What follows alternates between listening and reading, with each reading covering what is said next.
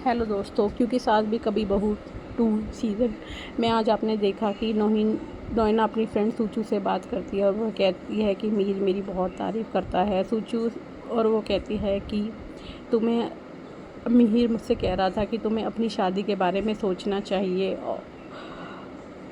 और ये नोइना ये भी कहती है कि मुझे मिहिर की शादी स्वीकार है और मैं तुलसी की तारीफ़ करती हूँ कि उसे मिहिर को एक अच्छी वाइफ मिली है।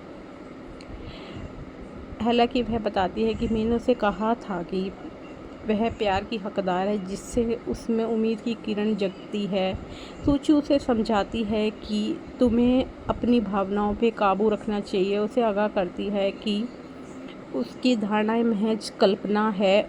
इसके बावजूद नोइना को यकीन नहीं होता कि मिहिर के मन में उसके लिए भावनाएं हैं।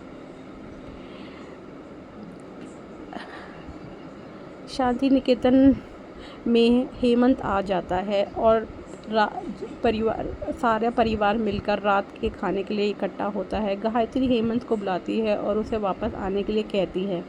मिहिर मौके का फ़ायदा उठाकर हेमंत को अपनी कंपनी में नौकरी का प्रस्ताव देता है। क्योंकि वह एक भरोसेमंद व्यक्ति की तलाश में है तो हेमंत मिहिर से इस काम में शामिल होने के लिए तैयार हो जाता है। जब वे एकांत में बातचीत के लिए अलग होते हैं तो हेमंत मिहिर को बताता है कि तुलसी और नंदिनी उससे नाराज़ हैं।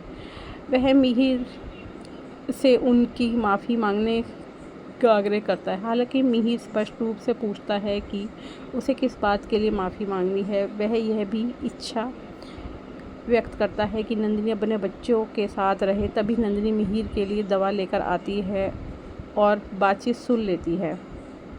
मिहिर नंदिनी को उसकी दवा लाने के लिए धन्यवाद देता है और नंदिनी कहती है कि उसे जाने से पहले दवा ले लेनी चाहिए। जब हेमंत नंदिनी से माफ़ी मांगने की बात करता है तो मिहिर ऐसा करने से इनकार कर देता है।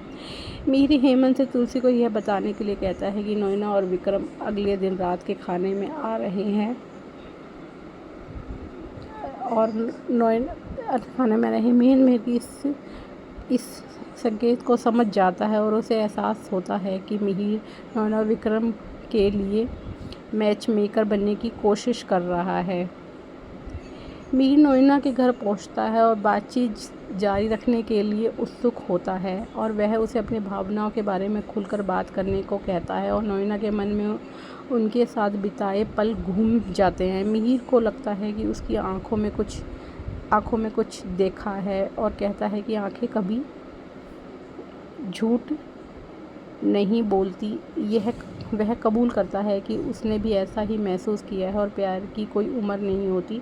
नोइना भी अपनी भावनाओं को स्वीकार करती है और मिहिर पूछता है कि क्या वह किसी को अपने जीवन में अकेलापन दूर करने देगी।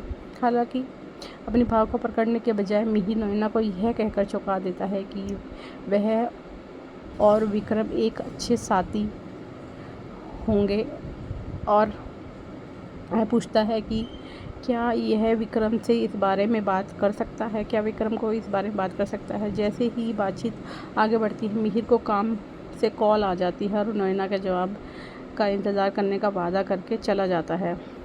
अकेली नोइना फूट फूट कर रोने पड़ती है। मिहिर के शब्दों और सूचू की चेतावनियों के बीच उलझी उसकी भावनाएं उथल पुथल से भरी होती हैं।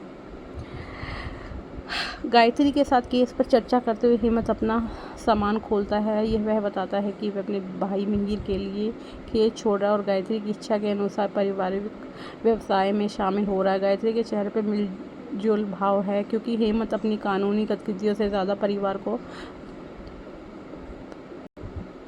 प्राथमिकता देने के फैसले की तरफ है।